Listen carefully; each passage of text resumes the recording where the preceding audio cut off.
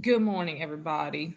So, I normally don't talk a lot about what I've been through with my family because I like to keep things pretty private about my family life because I really believe it's really nobody's business. But I wanted to share with you guys, like, ideally, um, without sharing too much personal information about my family. Um, my mom has dealt with a lot of, abandonment when she was younger. And I'm just now finding out that she has dealt with um, physical and mental abuse. This is a very hard topic for me to talk about because um, just now finding out after, you know, almost 38 years of my life, I never knew about this. This is really a shocking thing for me to even talk about. I never thought that my family would experience the things that have been done. And I told my mom, it's time to let go of the past and maybe this is part of her healing journey. Um I know words have meaning to them, and there's been a lot of restrictions dealing with my family that I rarely ever talk about because it just gets really deep down painful. There's a lot of pain that comes along with, mental and physical abuse. So I'm definitely a survivor of mental abuse. So first of all, um, I didn't realize how physically attacking my grandfather was to my mom. And it just caused me to really, feel really anxious about things. And, her talking about the way he had hit her and things like that, it just really bothered me a lot because nobody deserved to be abandoned. My mom was abandoned at the age of 2, so I can only imagine what she really went through after being beaten by her father and then not having anybody to confine in. So, the biggest thing that I want for people to understand is that, you know, physical abuse, mental abuse, there's a lot of, of course, anger, resentment. There's a lot of emotions, chaos that goes along with that. So, like I said, I'm not one to really talk a lot about my personal life, story, history. There's history behind everything, of course, bloodlines. So, my grandmother, when I talked to my mom, said that she was really poor. So, she married my grandfather. And so it caused a lot of problems, a lot of separation in my family.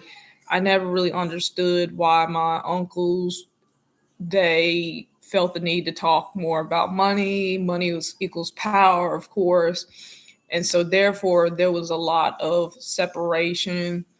And so when I pray about the rebuking against evil spirits. I know there's a lot of demonic spirits in my family bloodline after hearing that story. So first and foremost, I would like to say it's important to recognize that when you're dealing with demonic spirits, it's an evil spirit. So a lot of what I've seen in my siblings are evil spirits. So it's a demonic spirit.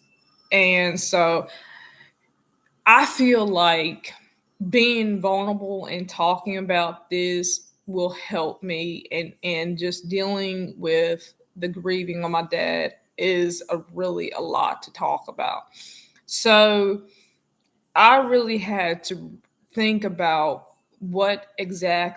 how did it make my mom feel after, dealing with my dad, I mean, my grandfather, and then having to deal with my dad's grieving and all that. There's a lot of loneliness into that.